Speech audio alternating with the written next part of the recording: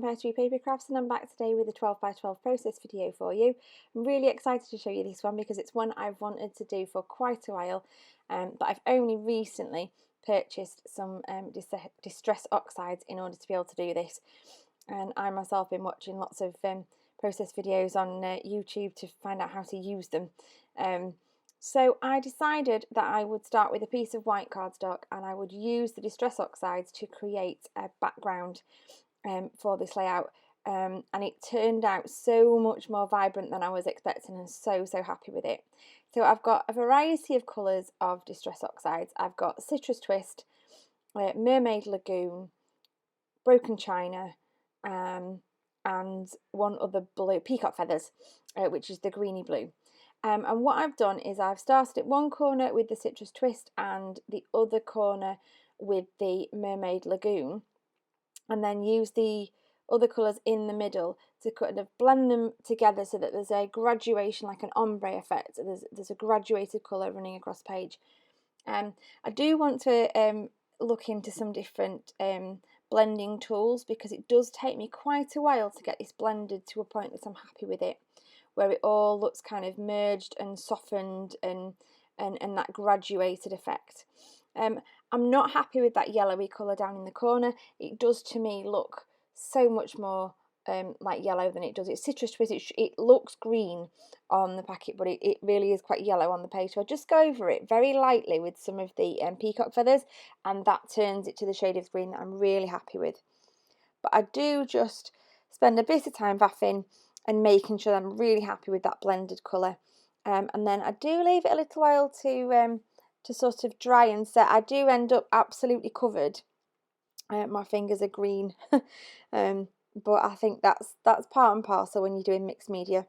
So then what I've decided to do is to use this brick stencil. Now I saw something similar on Pinterest, similar colours with a stencil on the top, with the white modelling paste, which makes it stand out beautifully. But something really interesting happens as I let this dry, which I didn't think about, but it makes perfect sense because of how Distress Oxides work. That as it dried, the colour from the Distress Oxides actually bleeds through into the modelling paste and gives it a really kind of different colour, which again really gave a really interesting effect, which I wasn't expecting, but actually really quite happy with. What you did just see me do was go across with some water and just flick water all over the page, some big blobs, some smaller splatters, just to give the page, break up the big heavy block of colour and give it a bit of interest. Because I don't know if you're not aware, with Distress Oxides, they do react with water, and they create those kind of water spots on there. There's lots and lots of videos on YouTube if you're interested in the difference between Distress inks and Distress Oxides, but I am really enjoying using my Distress Oxides. So the pictures I've chosen to use today are of my son when we went shopping in preparation for summer, and we bought him a new hat and his first pair of sunglasses, which he just thought were the coolest things. And he walked around the house in them for absolutely ages, and he looks really cool in them, so had to scrap these pictures. I think I've scrapped them before, and I've found myself doing that a few times, scrapping the same pictures over again. But if you enjoy it, go for it. I don't think there's a problem with it, because the two pages look completely different. So what I'm doing here is I'm using a sheet of cardstock from the Cocoa Vanilla Happiness collection, and it's the one with the frames, and I've cut out two of the stripy frames, a greeny coloured one and a dark blue one, and I just want to offset them there on my photographs. And I'm just using bits of scraps to tuck behind, and I'm also using a couple of those gorgeous butterflies, and I'm going to fussy cut those and dot them around the page as well. Now I'm just starting to think about embellishing the layout, and I've taken a few of those butterflies. I'm just going to fussy cut them and pop them at various points across the layout. I do enjoy fussy cutting, especially those butterflies from the collection, from the Happiness collection. some of my favourite things to fussy cut. I've chosen ones in different blue colours. So I've got a darker blue one, and then I've got a lighter blue, and then I've got a bluey green. I do have a look through some of the other colours. I wonder whether a yellow would work, but then I change my mind and decide that I'm not sure the yellow is the right fit for this particular layout, and I want to stick with the blues. So I'm just cutting around the larger ones now, because I was going to just have small ones on there, but I kind of clustered the small ones together and thought it would be nice to have a few extras just dotted around. So I'm just choosing a few from the different sheets. So I have the large 12 by 12 and I also have the 6 by 8 paper pad. So I've got two different sizes of the butterflies. So I've just cut a tag in half there and popped half behind each photograph on alternate sides. I'm now just taking my frames and sticking them together, sort of a slight angle to each other, and then I'm going to place those on the photograph. I do deliberately leave the photograph bigger than the frames themselves. I like the look of it. I don't want them to be perfectly sat within the frames. I think it gives a nice appearance. So just stick that on there. I do trim a tiny bit off the bottom so that there's the same amount sticking out all the way around. And then I wonky that top frame off.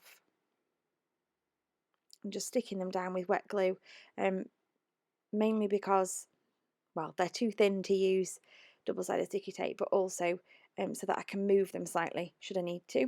So I'm just backing them with adhesive foam to pop them up off the page, also make them a little bit easier to stick down given that modelling paste. I do find sticking anything flat, like card onto the modelling paste is tricky, but if you use the foam, it does make it easier to stick down. So I'm just playing with the placement of these, making sure I get them exactly where I want them on the page. I play with them for quite a while, just making sure they barely move, but I just want to make sure they're in the right place. And then I'm going to take some foam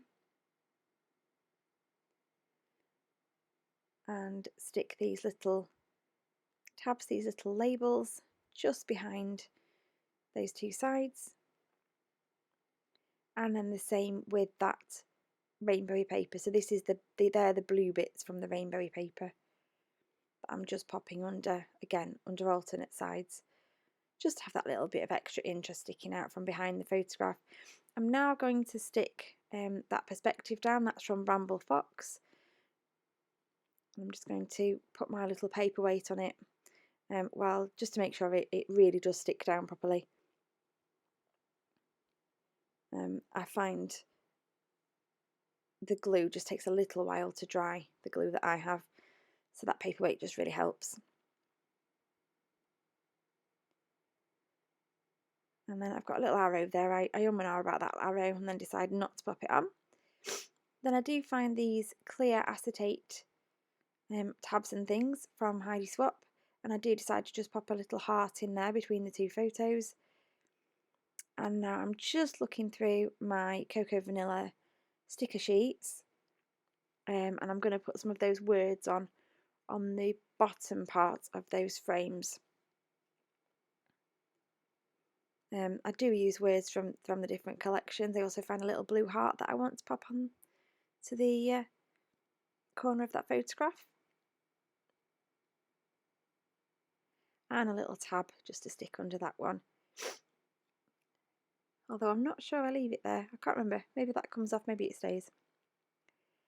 And then another little word phrase just up at the top there that says the good stuff. So I'm just having a check through, see if there's anything else I want to add. I added a little banner at that side.